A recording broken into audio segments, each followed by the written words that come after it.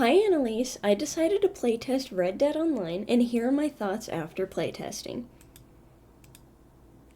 First, your overall presentation is fabulous. Your descriptions are simple and easy to follow, which made playtesting a walk in the park. Additionally, I love that you kept the materials to a minimum to reduce confusion and complications so that everyone can enjoy. After playtesting your favorite game, I noticed that the game really resembled Mario Party, which I found to be super fun and engaging for all types of players. However, I would have liked to see more information about the win conditions of the playtest, such as how many items players need to sell at once, or if jewelry or coins can be stacked. Regarding the map itself, I love that you provided a starting position, although I would have loved to see more detail in certain aspects of the map, especially the item spaces or implementing directional arrows on the board. Overall, the game was super fun to playtest, so the following segment captures my simulated playtest of your game. Filming the playtest can be a little difficult, so I decided to copy my playtest results to Google Slides in order to visualize the experience easier. The green dice is a D4, and the coral dice is a D6. I chose my player marker to be a heart icon, and I tracked my jewelry and coins off to the left-hand side. Time for the first dice roll. I rolled the D6 and moved 6 spaces. I decided to leave the D4 dice blank until it is needed to focus on the D6 rolls only. Luckily, I rolled a 6 again, and I passed over the first jewelry space. One element that I found slightly confusing was that it is not specified if you must pass over or land on a space to collect the item.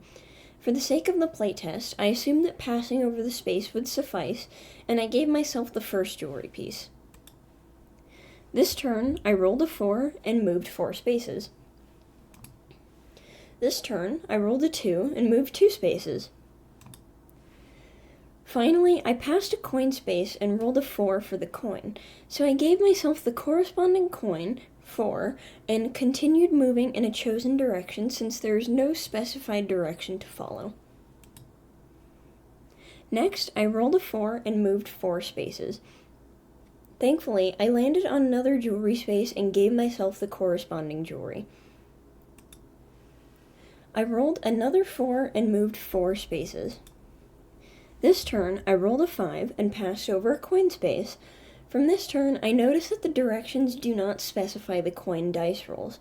I initially rolled the same number as before, so I decided to keep rolling until I got a different number for the sake of the playtest and time. I rolled a 1 and moved 1 space. On this turn, I rolled a 5 and had the same issues with the coin space, where I kept receiving the same item. A great improvement for the game could be specifying how items work in practice, such as if each player gets every item once, or if there are only 8 items total shared between all players. I rolled a 2 and moved 2 spaces.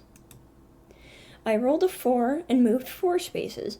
I also collected the third jewelry item. I rolled a 4 again and moved 4 spaces. This time, I rolled a 3 and passed over a coin space. For the sake of the game, I gave myself the only remaining coin and proceeded with the playtest.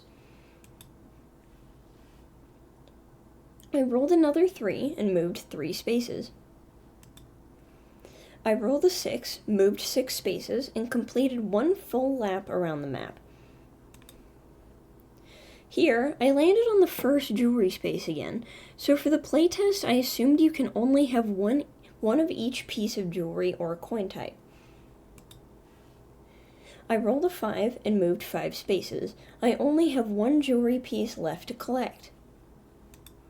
This time I rolled a 4 and moved 4 spaces. Lastly, I rolled a 6 and passed over the final jewelry piece. My final step is to sell, so I decided to jump to the selling segment for the sake of time, and you can assume I made my way around the rest of the board.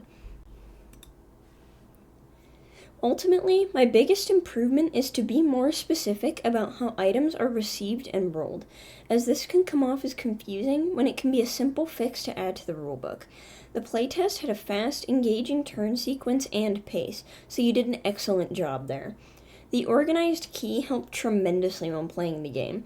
It made playing the game much easier by ensuring that players are more focused on having fun and not too worried about moves or special spaces. Overall, you did a great job, and I had a blast playtesting your game.